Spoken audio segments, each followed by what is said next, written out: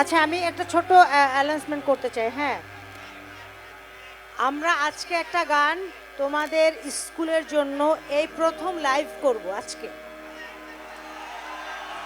বাগানের মালি, তুমি যেই বাগানের ফুল, আমি সেই বাগানের মালি।